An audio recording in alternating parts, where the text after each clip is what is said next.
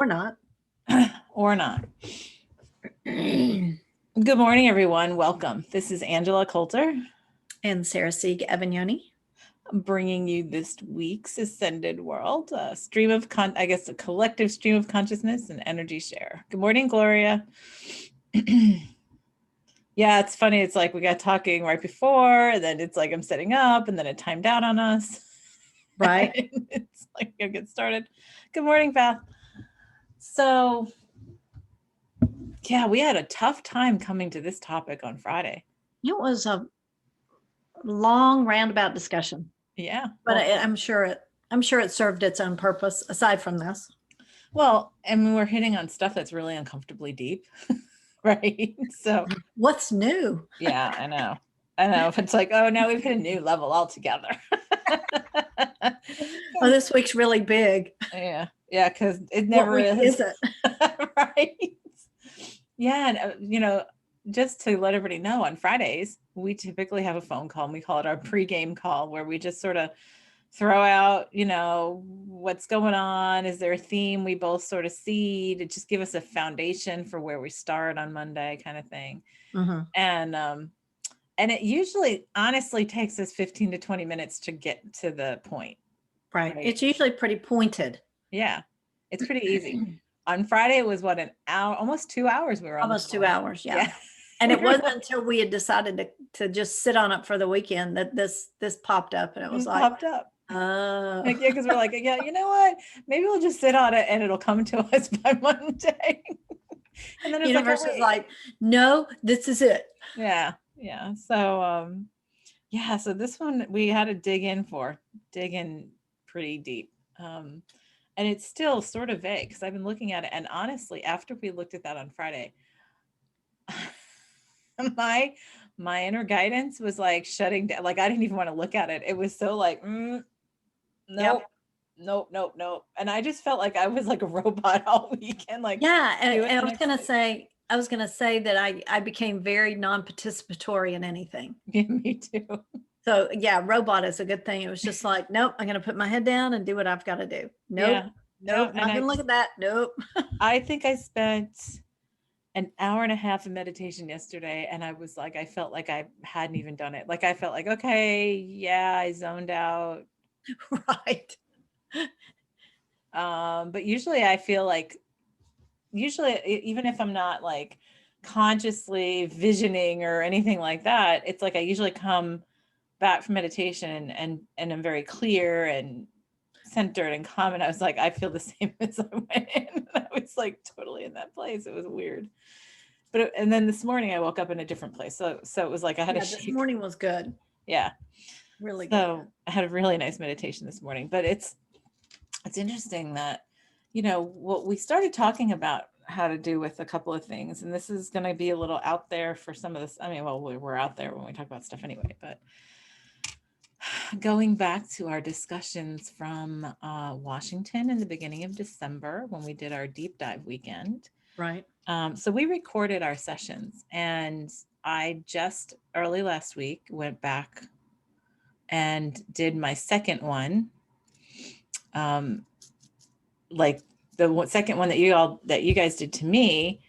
And I had such an interesting experience. And that's how we got to this discussion, I think, right? So it was like, I have always known that at least part of me has been a walk-in.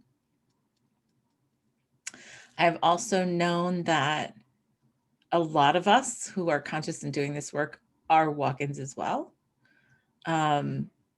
And looking at and I've always put that on the shelf.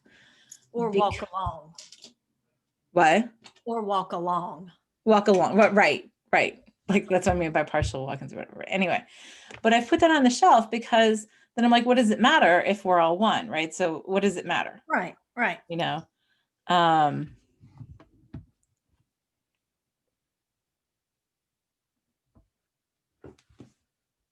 Hold on a second. I'm reading Beth's comment. My sister is probably a borderline personality. She's done a lot of horrible things to me and other family. For the first time in my life, I dreamed I beat somebody up. It was her. I'm hoping that was the purge, so I can really let it go and move on. it did a lot of work to let her go, but apparently there were things lingering. Well, yeah, and that's how we get to, yeah. Sometimes resolution is much healthier in dreams. Oh, absolutely. Yeah, in fact, I prefer it. Yeah, right. Anyway, so let's talk about that, because and I've also had this perception, though, that many of us who do this work were a walk along, how to walk along or walk in or whatever. It's so many different shades of the same thing, right? And yes, and I put that on the shelf because I'm like, well, I just never understood. Like, I also get so much on twin flames, and I've understood that, and yet, like, and have people come to, like, are drawn to me, even though I don't talk about it much, so that I can help them with that, all that kind of stuff. And I think, well, what does it really matter, since we're all like one anyway, right? Well, we have different levels of oneness, different levels of wholeness, right? Even at more expanded consciousness, we're still in separate, souls. We have separate certain, like, collectives, and it's just the mind. It's just that it's for us to get to the place where the mind does not have to define and delineate, right? And say, okay, well, here it's this and here it's that, and it can be both, right? Right. So when I went to watch us, oh, you know what? I'm looking at the wrong thing. That's what's happening. I was going to say, didn't that comment come up last week? I wondered about that. Like, wait, that's not Sarah's current shirt. Good morning, Michael. Good morning, Ashmi. Good morning, Jen. Oh, that's so funny. I'm like, oh, wait. And I'm thinking, deja vu. Did I actually see that in meditation? Well, because I'm like, that comment's not on my screen. Is that why you're looking at your phone? Like, what? Okay, sorry, guys. Let's go back to this. Oh, yeah, this is all just living in different timelines simultaneously, right. Without time and space. Okay. So here's the thing. So what we did the deep dive, the deep dives in Washington, and we did this one, and I looked at this whole thing and saw this resolution of me, right? And so I went back I was guided to go back and do the recording of that this week or last week. Right. Good morning, Nicole. So then I sat there and I went through that, and I found the most intriguing thing happened that was unexpected, was that I was going through, because Yasmin and Sarah were guiding me through this. And so I saw the born in me, the earthborn me, and the walk in me. Like, I saw the earthborn me doing it with them in Washington, and then I started doing it as the walk in me simultaneously. And that was so incredibly powerful, because it was like suddenly I could see my whole new hologram in a completely different way, right? Right. And then I had this most challenging time, because then it was like I've had this stuff in it, and over the years I've allowed it to, well, that's part of it, the assimilation of the individuals, I guess, but it's not really individual. Oh, this would be a hard thing to just try to explain it all, but because this has been a cumulative thing over years. But when I could suddenly see it from both, it was like I was able to not dissect it, but pull it apart and see both simultaneous perspectives. It made a lot of sense on things that I hadn't seen before, right? Because it's like this deeply embedded part of ourselves that's walked in, but there's no time and space. And it's like these agreements of these facets, right? That we have paired up, and it's not a twin flame thing. It's a completely different experience. It's like a partnership, a project partnership kind of thing, and job sharing, and but time sharing. No, job sharing. Exactly. But the thing is that all of us who have the walk-in, it's like the same. It's the same collective consciousness of right. Like, so talk about connectedness, and then watching how we created the separate born in identities, right? Born identities. That's funny. That is funny. Spelled a little different. So yeah. So anyway, so then I had a challenging time like allowing that to assimilate back. I was having a challenging time allowing it back in assimilation all week after that, because it was like, whoa, because I could totally see these different me's in different perspectives. So we started talking about that on Friday. This is like a long roundabout way to get to this, but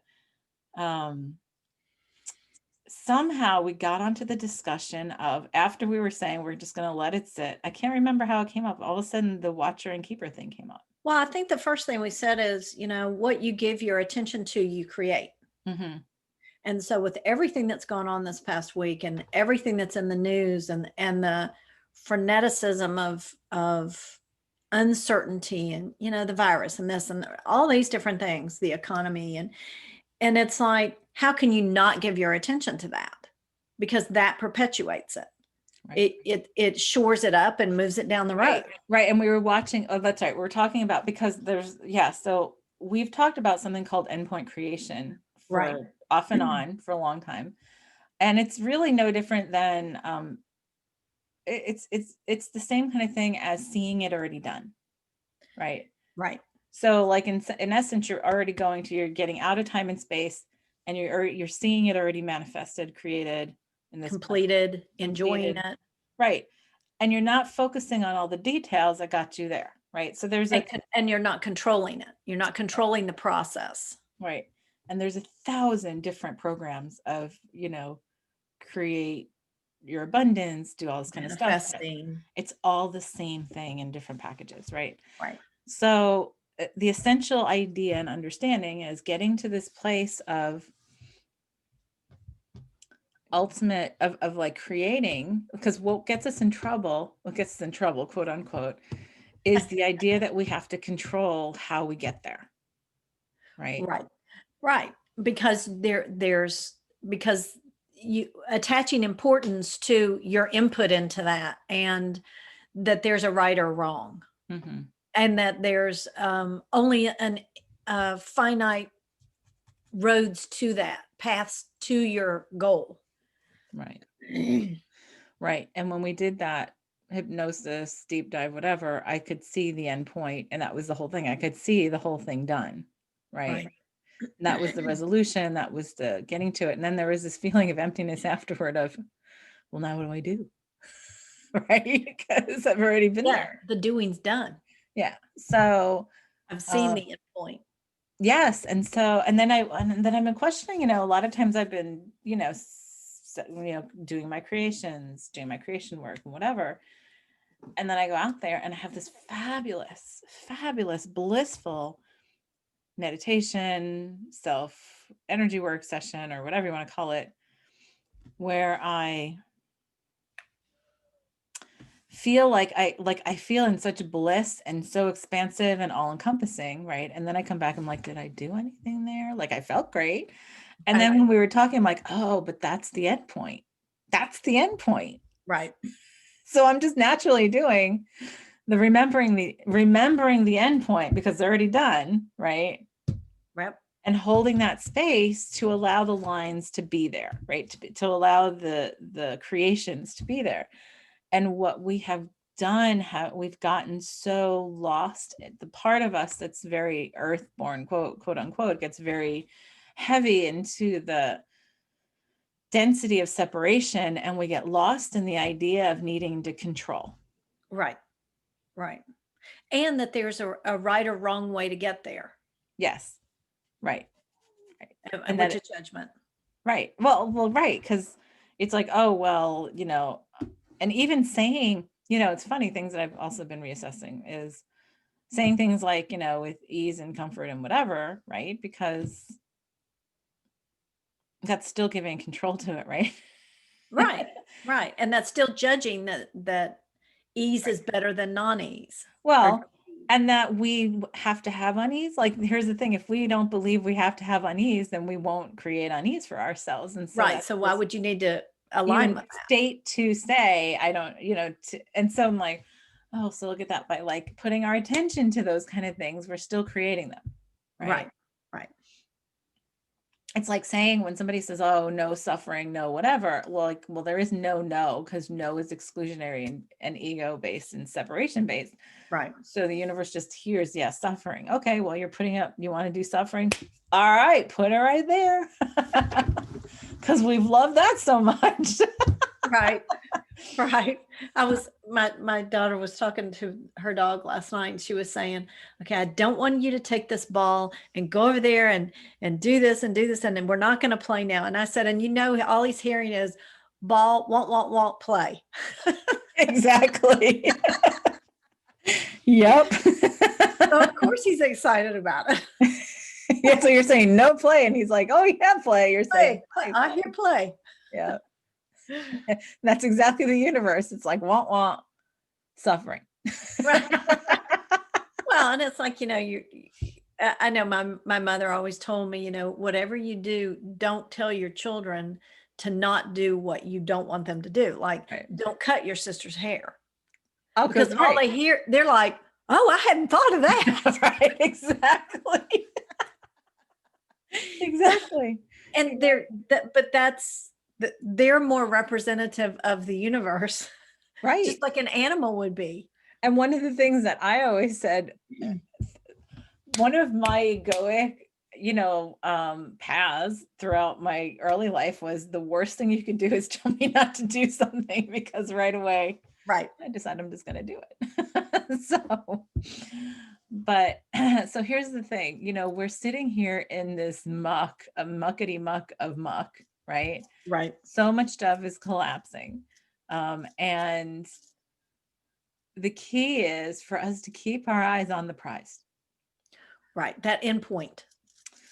That endpoint of remembering wholeness, of being being in all essence, the divine that we are, and there being nothing else, because Right. that's the core of who we are, right? So if we stay with that and we allow the rest to come together, right? It's such a freedom, because that's what we've created. And yes, we have 1,000 levels of ego that will create it in 1,001 different ways, Right. And when we take ourselves out of time, this is another thing that that many have a challenging time understanding, is there is no space and time. And if we have an idea of to do something, we will play it out in every possible way. So when people have heard about the concept of parallel timelines, right? By the way, guess what I just caught? I caught like the second half of on Sling like last week was Sliding Doors. I haven't seen it in so long. I used to talk about that movie all the time, and I was like, Right. I love this movie. But anyway, Sliding Doors, all about two parallel timelines on how things work out with the same people, right? Yep. And different choices. So so if we say, okay, well, I'm choosing everything, I am going to choose every option and play it out in different ways.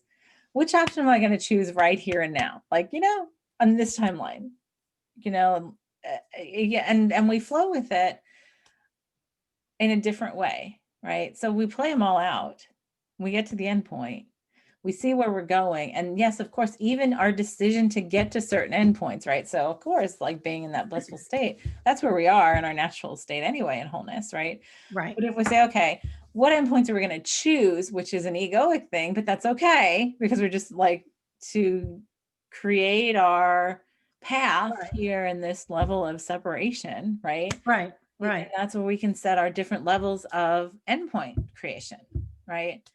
The key is, though, to recognize that it's in the space of time and space, in the constraints of time and space, to get down to the details of saying, okay, my endpoint creation is I took a shower today. That's a little bit Right. It can get very, very, you can get very caught up in a lot of detail, right? That gets more into controlling stuff. So the key is for us to find this balance of picking key points along the way, picking those endpoint creations, right? And allowing the the house, right, get there to just Right. farm themselves, because that's part of the fun. Well, and I think I know for me, the biggest factor in all that is trusting myself to have focused on that endpoint creation to allow me to let go of the perceived control that I think I have at this level. Right. Because at this level, I know I have it. And to allow that to just flow Right. into that endpoint. Yeah. And so I think that, it all comes back to that, self-worth, self-love, all the selves, and knowing yourself Right. to be able to step back and say, I trust this process.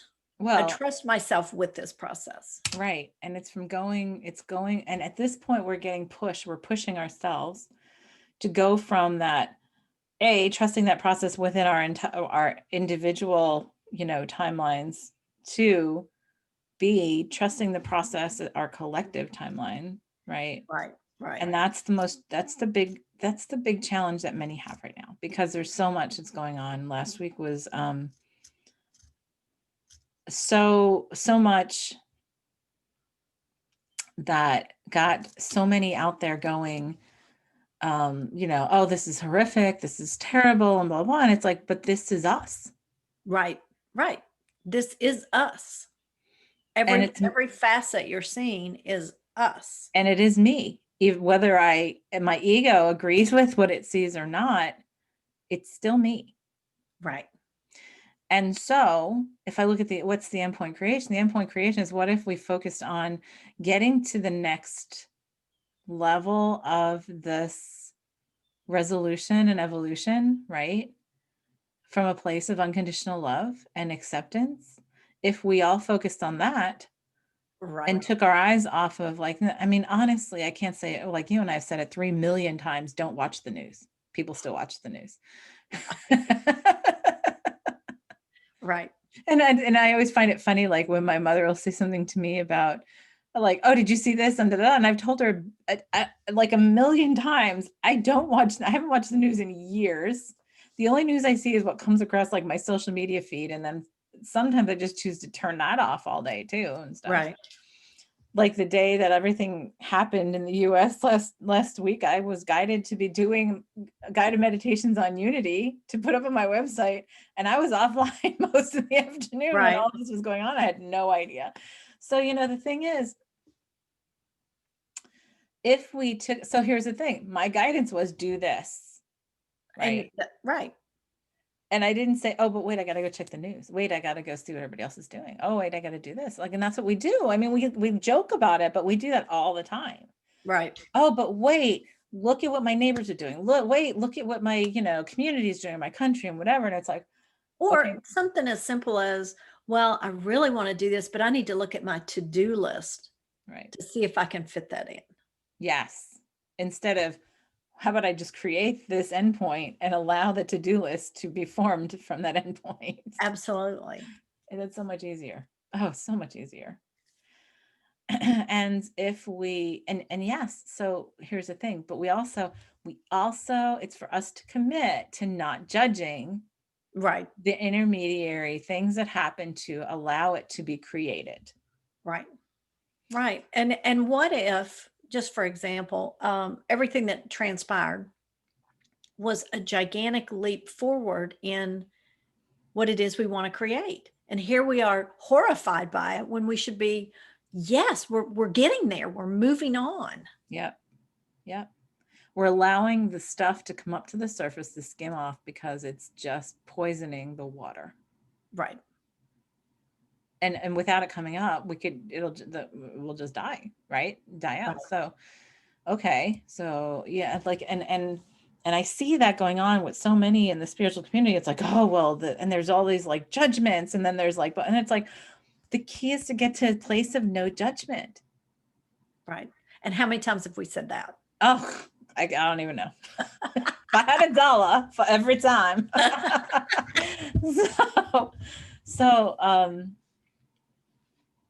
Yeah, and so it's like it's not for us to judge, it's for us to step back and observe and say, what is this showing us?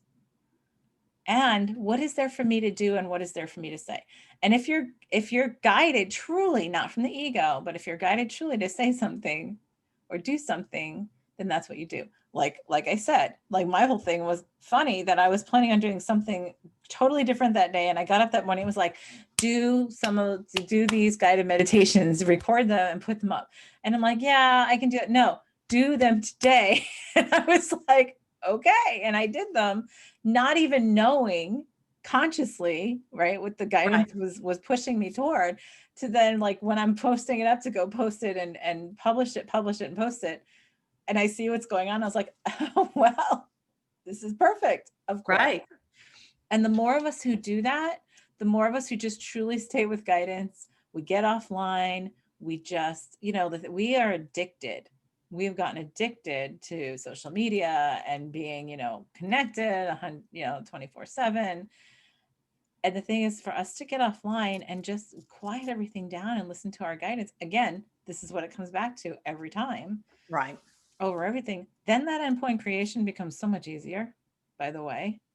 Well, it then becomes a natural process for us instead of something that we have to focus on. Yeah. It's an automatic. Yes.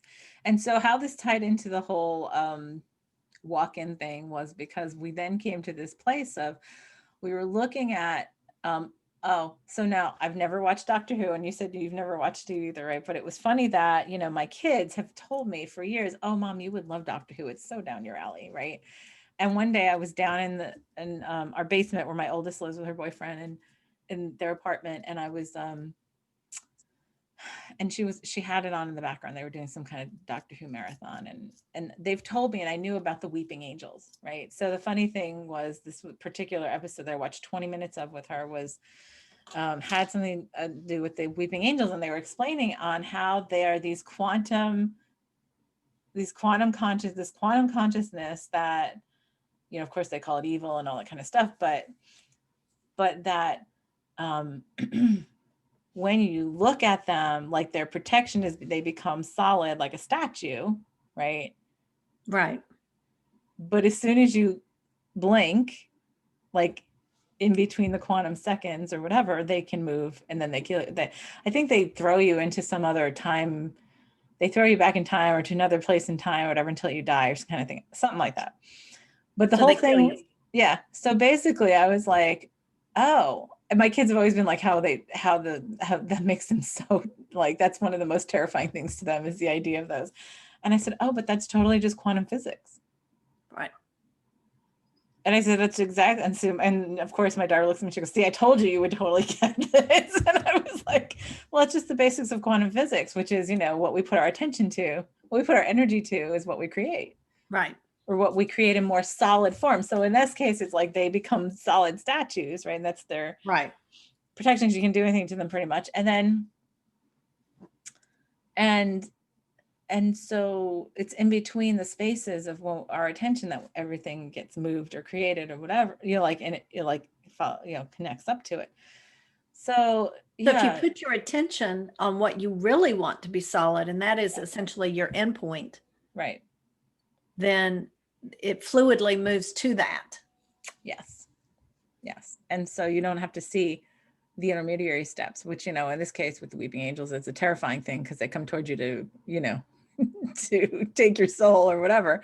But it's really how we create. So we've been talking about, watchers and keepers off and on for a long time too, right? So then the realization came to me is, oh, well, the separation, or not the separation, but these separate, walk-ins, born-ins, parts of us, right?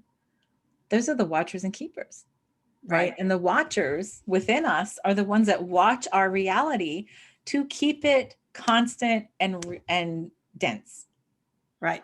That was how we got. They provide the focus and the energy to provide the density of where we are. And then we're like, oh my God, because we were thinking of it as some split in consciousness. We're like, oh no, it's some split within us of right.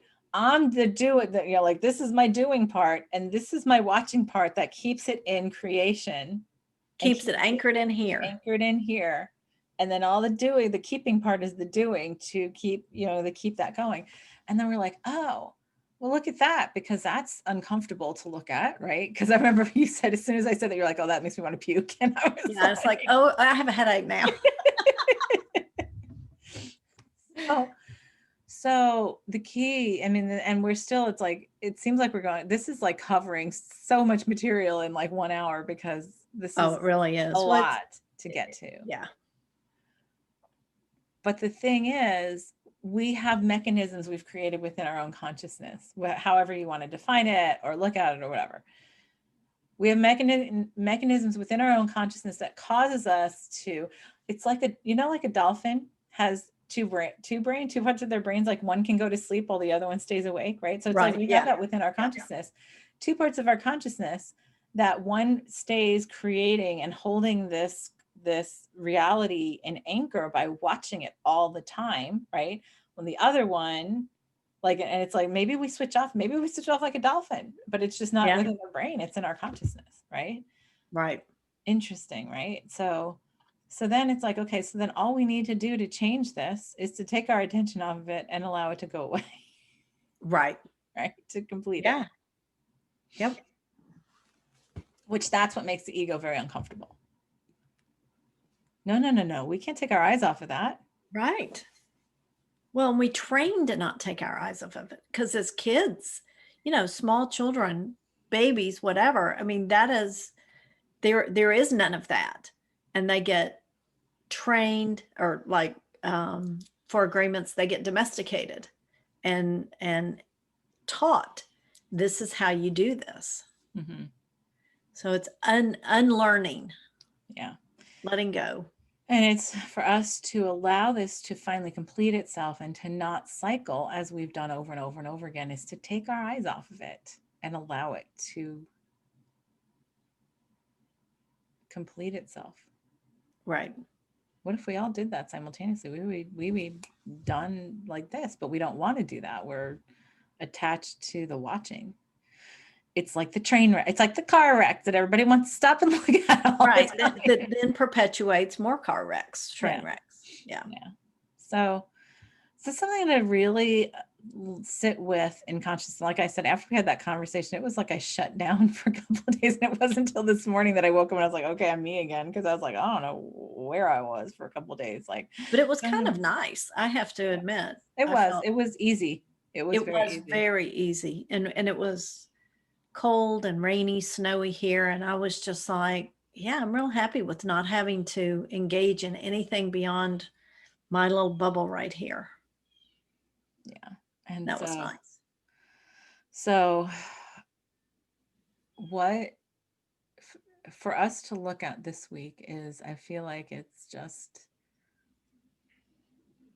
allowing ourselves to trust. Trusting is truly so, and so what we're not saying, let's just go ahead and I'll focus on, well, I mean, we could, but I mean, I'll focus on it all being done and gone. Like now we could do that, because we could, but I feel like we are so addicted to this, right? That it's going to take a little bit of untraining to do. Right.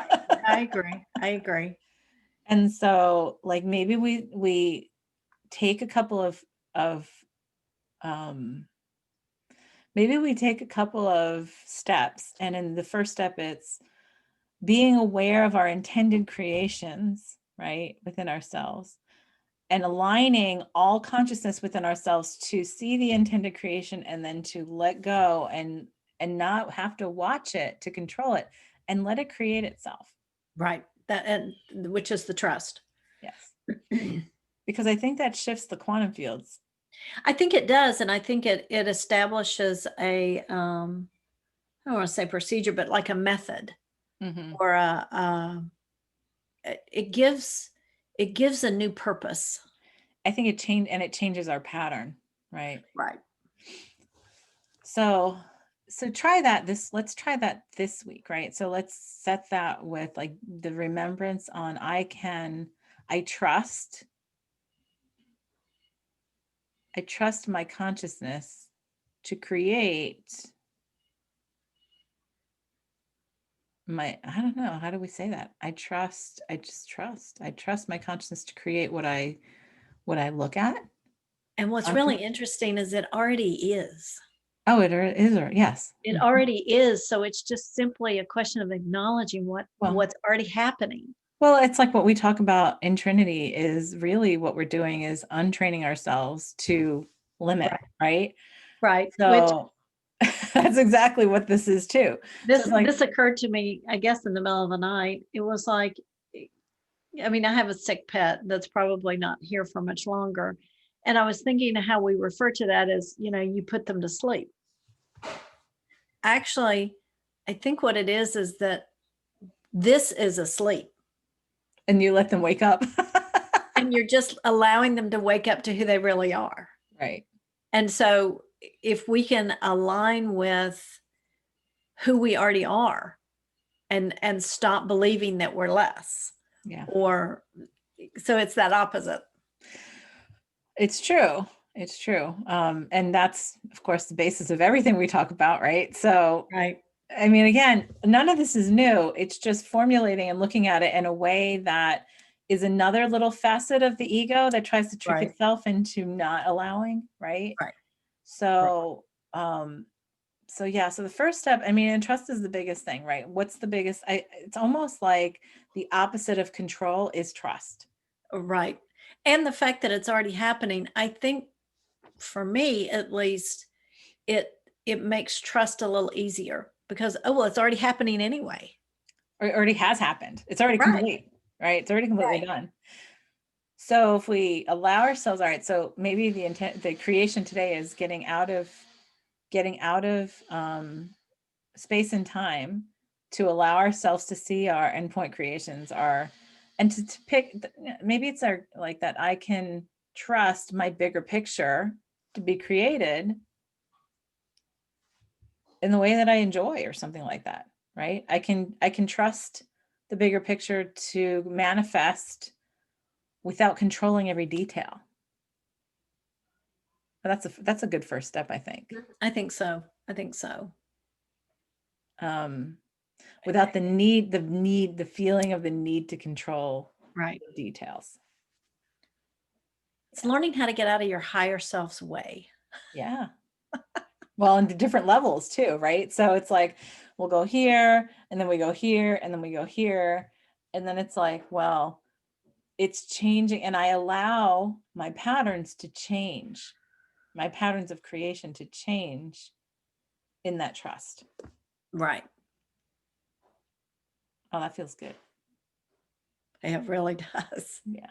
All right. So let's just take that and go and run with it, shall we? Right. All Right. right.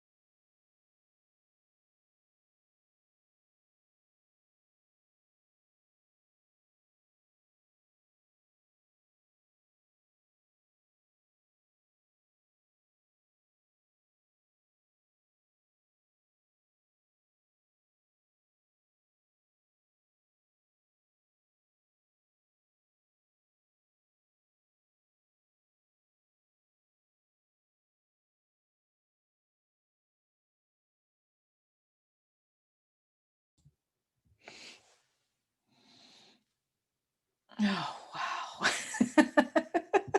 Wow, I wasn't ready to come back. I could have just really stayed there a long time. Oh.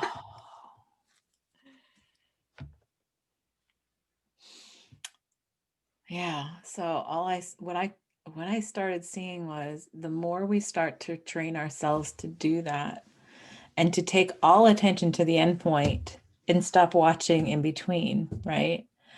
The faster we get to the end point, number one. Number two is, and the faster we then get to the point where we collectively say, okay, we're ready to evolve this, or however you want to look at it. We're ready Right. for that next evolution, which we've been building toward. And for us to do that is to take the leap of saying, I'm here and now I'm here and I'm here, and I don't need to have in betweens. So that was really cool to see that, because it was like starting to see, well, if we take our attention off the, like having a watcher part, or because we talk about, oh, observe this. What if we don't observe it? What if we just observe the endpoint, right? Right. Well, Right. then it does, then it can, and I started seeing things around the multiverse start to like blip out, blip in, blip out, blip in. And it was like, but when it blipped in, it was there. It was sort of like the weeping angels, but in a good way, in a Right. way that Right. was positive of, oh, well, look at how fast we just jumped from here to there. Well, we didn't, because we didn't believe we had to have a whole set of steps in the middle. And it was like, oh my God, that's so easy. Right. Right. Yeah. And I was I like, oh, saw, I don't know. I guess it's a childhood game where you drop something down like a wall and I think they're pins or pegs or something, and it ping pongs down till mhm. it finally gets to the bottom. And it was like, that's like I felt like how I was getting from A to B or A to C or whatever with through all these little ping ponging back and forth. And it was like remove all those little, and it's just like you're there. And it was Yep. like, oh my gosh, things just started like poof, poof, Yep. poof. Oh Consolidating. Like it's like, oh wow. Nice. yeah. And it was like, I can do this. Yeah. Yes, we can. Yes, we can. It was incredible, because I just started I started seeing things like that. And I did, and at first, so like it's funny, you saw that childhood game. I saw hopscotch. It's like, well, you could just jump over, you start with jumping over one, you start with jumping over, then you go to jumping over two, and then you jump over four, or whatever. And it was like, oh, and it's all a matter of if you continue knowing that that's not believing, but just knowing that it's already created. Right. You don't need to have a big space or a big leap. You just are there, right? Right. Which Exactly. we've talked about a lot. But it's like we stop at a certain level and then we lose our perspective on it. It's like to stay focused on every single thing Right. individually and collectively, to see already done, to see this already done, and to practice with smaller steps and then get bigger and bigger as we go, because it's untraining ourselves to limit and to create all these little tiny options and do's. Right. Exactly. Yeah. That So was nice. yes, it was. So that's something to play with this week. So just play with all that endpoint creation and trust, and see where it takes you. And we'll see Right. where it takes us to next week. I know. I know. All right, everybody. Thank you for joining us. This is Angela Coulter, and Sarah Sieg, Evan Yoni. signing off with this week's Ascended World. See you next time.